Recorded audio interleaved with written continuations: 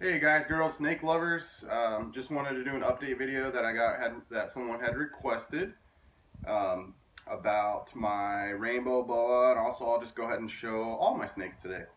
So this is Lincoln. If you guys saw the other video, he is growing like a weed.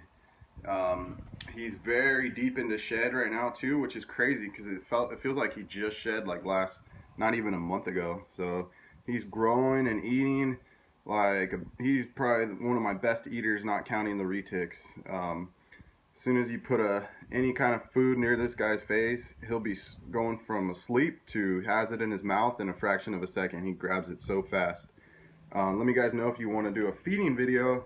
I don't know about that yet, but if you guys want it, I'll give it to you. So, but anyways, yeah, this is Lincoln. This is a Brazilian rainbow boa.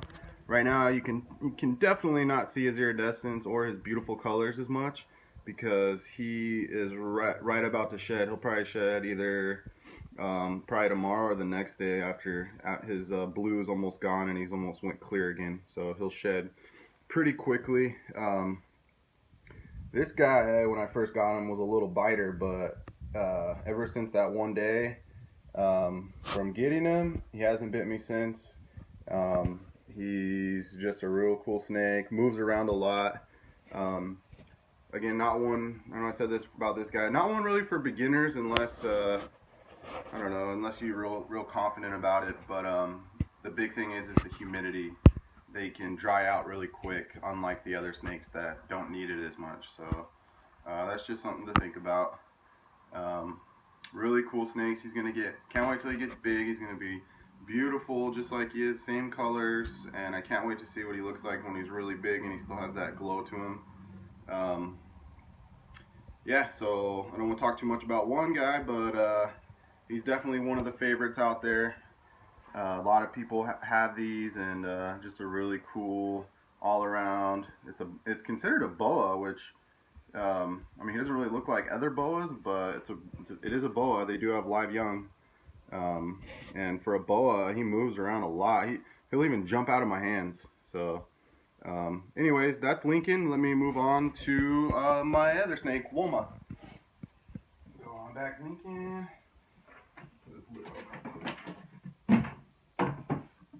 Alright, sorry for the delay. Okay. Let's see, is he under this rock? Or, yep. So guys, if you guys remember from one of my very first videos, is Woma. He's an Australian Woma python. Looks like he's getting ready to shed too. He hasn't really grown that much. He has gotten a bit bigger. But I don't think he's going to get that much bigger. This is a male, and he's not a really aggressive eater. He will eat every time, but he gets scared of the food really easily. This snake will never bite you, I don't think, no matter what you do, unless he goes through a phase later on where the testosterone kicks in or something, because he's just a really timid snake. But really cool nonetheless. Their pattern is awesome. He's already producing sperm plugs, so he's almost ready to breed. I'll probably give him a little bit more time, see if I can get a little more size on him. But I'm definitely looking for the right opportunity to buy a female Woma python. But until then, he's just a really cool pet. The really beautiful yellow underbelly and head, related to the Australian black-headed python. But Womas are really cool. Really good first snake. If you're looking to buy a snake that's calm and easy to take care of, these guys are perfect. So let me put him back.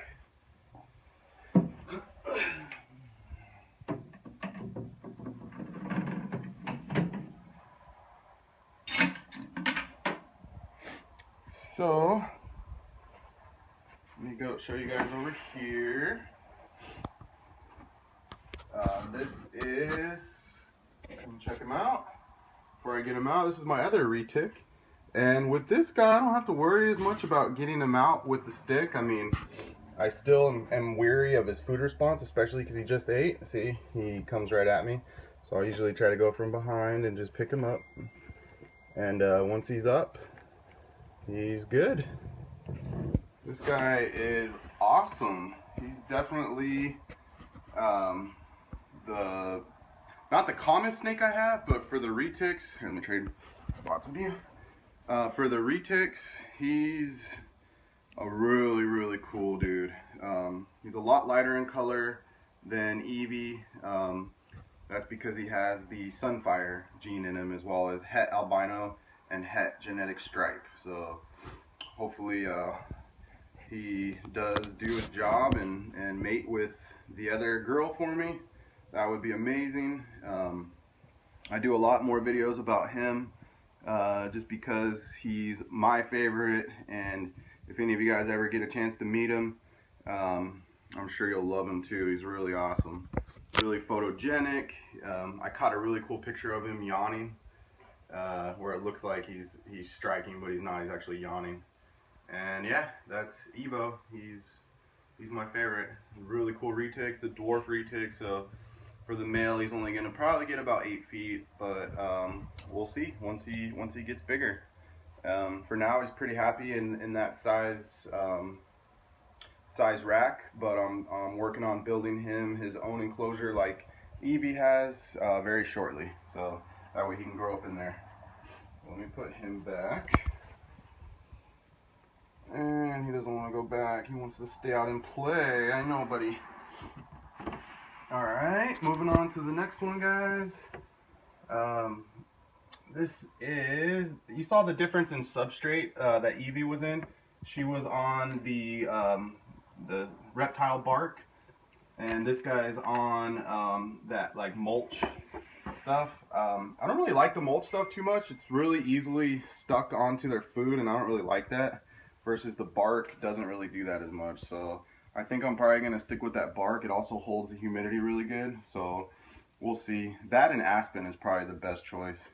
But this is El Chepo, my carpet python, my coastal carpet python, one of the biggest of the species, and he's going to get pretty big, about 6-7 feet for carpet python. That's pretty big.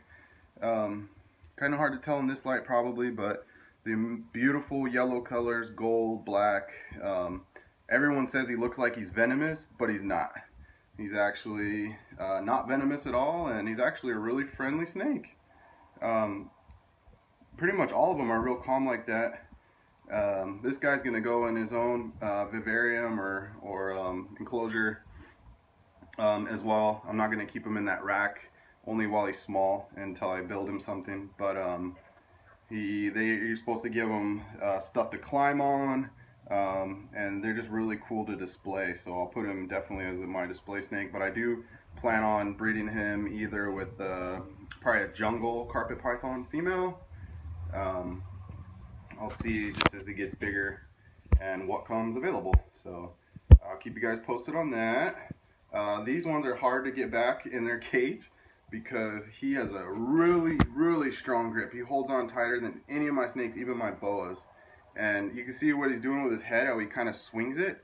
Instead of biting, what they do is they actually kind of whack you with their head, which is really weird. But I definitely pick that over a bite any day, so I'm not real concerned about it.